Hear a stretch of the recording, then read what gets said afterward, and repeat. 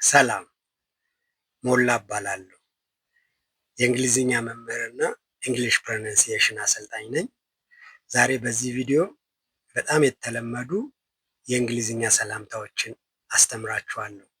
ሰላምታዎቹን እንዴት እንደምንጠቀማቸው፣ መቼ እንደምንጠቀማቸው እና እነዚህን ሰላምታዎች በእንግሊዝኛ ስንገልጽ እንዴት በትክክለኛ ፕሮናንሲዬሽናቸው መግለጽ እንደምንችል በጣም ቀላልና ግልጽ በሆነ መንገድ አሳያችኋለሁ። የመጀመሪያው ሰላምታ ሄሎ ነው የሚለው ሄሎ። ስለዚህ እንደዚህ ብለን ሰላም ስንል ይህን ሰላምታ የተቀበለ ሰው ደግሞ ሃይ ወይም ሄይ ብሎ ሊመልስልን ይችላል ማለት ነው። ሁለተኛው የተለመደ የሰላምታ አይነት ደግሞ ሃይ የሚለው ይሆናል። ሃይ ስንባል ሃይ ወይም ሄሎ ብለን መልስ መስጠት እንችላለን። ሶስተኛው የተለመደ የሰላምታ አይነት ደግሞ ሄይ የሚለው ነው። ሄይ ስንባል እኛም መልሰን ሄይ ወይም ሃይ ብለን መልስ መስጠት እንችላለን።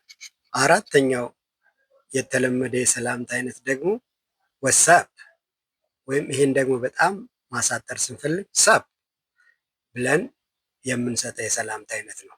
ለዚህ መልስ ስንሰጥ ናት መች ብለን መልስ ልንሰጥ እንችላለን።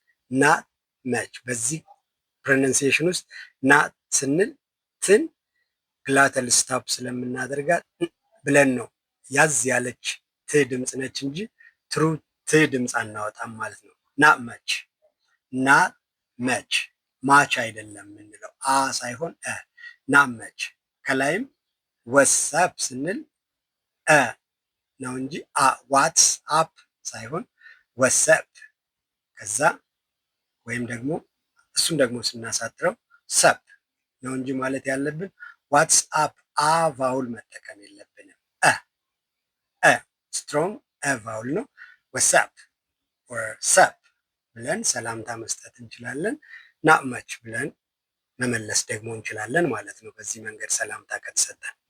አምስተኛው ሰላምታ ደግሞ ሀውዬ ብለን ሰላምታ የምንሰጥበት መንገድ ነው።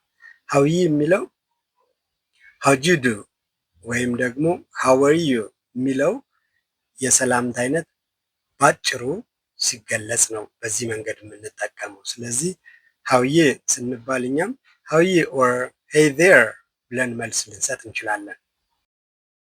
ስድስተኛው እና የተለመደው የሰላምታ አይነት ደግሞ ሃው ዩ ዱይንግ ሃው ዩ ዱይንግ ሃው ዩ ዱይንግ ስንባል እኛ ደግሞ ሴም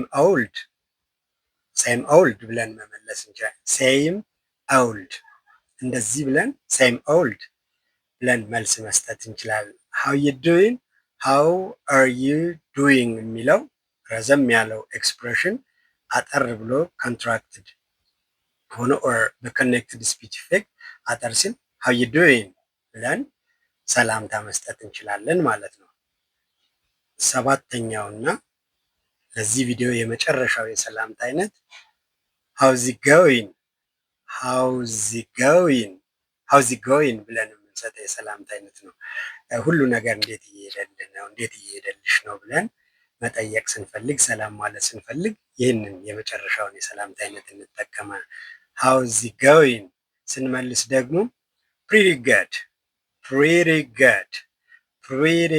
ብለን መመለስ። ፕሪቲ ጉድ ስንል ፕሪቲ የሚለው ቃል ውስጥ ያሉት ሁለት ቲ ድምፆች በቫውል ድምፅ መካከል ስለሆኑ ፋስት ኤንድ ሶፍት ድ ሳውንድ ስለምናደርጋቸው ኢን አሜሪካን እንግሊሽ ነው። ስለዚህ ፕሪቲ ጉድ ብለን ፕሮናውንስ ብናደርግ ጥሩ ይሆናል።